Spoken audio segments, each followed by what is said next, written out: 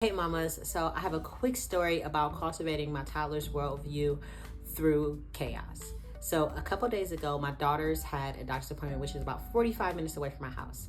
We go to the doctor's appointment, get our checkup, and as we're getting ready to leave, I place an order for food to pick up because it was going to be approaching dinner time. Then I needed to use the restroom before I left. So I went to go use the potty, and there's like a big potty in there and a little potty. So it's really like, my daughter thought it was like really cool. There was a little tiny potty in there too. And so I was like, hey, do you need to use the potty? She told me no. And so I use the restroom. I go ahead and wash my hands. And as I'm washing my hands, she just pees all over the floor right next to the sink. And I was like, hey, why didn't you tell me that you needed to use the restroom? I did ask you. And she's like, I'm sorry, Mama, I'm sorry. I was like, you know what? You always tell me that you need to go to the restroom. You're pretty much fully potty trained. I don't really have to like carry extra clothes for her at all. And so I was like, you know what? It's okay, baby. You always tell me. All right. Thankfully, I had a pull up in the car and in the diaper bag. So I was like, okay, that's fine.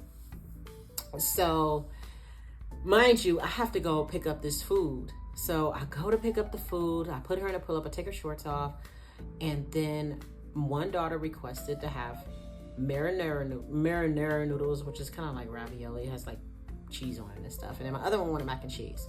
So I was like, okay, fine. We go pick up the food and we drive back home. I gotta meet with a client in like 15 minutes. So I'm like, I need to make sure that I'm in my spot to have this meeting with my client. Then I have to also make sure they're sitting down eating dinner. So I had to get them settled. My mom was with me. So when my mom came in, she put the food on the counter and I ran upstairs to take something upstairs real quick. And then when I came back down, I noticed the food was on the floor in the living room. And I was like, why is it on the floor? I was wondering, I was like, that's a little strange. But my 2-year-old was next to it, but there was no food out because it was still taped. At least I thought. And next thing you know, I hear a big boom, and we have like really light carpet in our living room. And I turn around and there's marinara sauce and noodles everywhere. And I'm like, oh my gosh.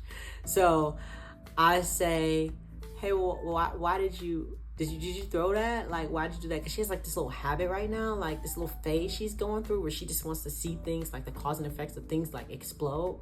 Mind you, it's marinara sauce and some light carpet. So I said, why did you do that? Did you do that? First I asked her, I said, did you like throw it down on the ground or did you like trip? And she's like, I threw it down. And like, in most circumstances, it's easy to get upset at the fact that she threw and like yell at her. But I took that as an opportunity of like giving her grace because she was honest with me.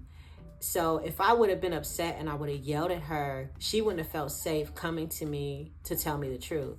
And I want to make sure that she feels safe at all times coming to me, even when she peed on the floor. I want her to feel like it's okay that she made a mistake. I'll still love her and I'll still speak to her with grace and love her through all that.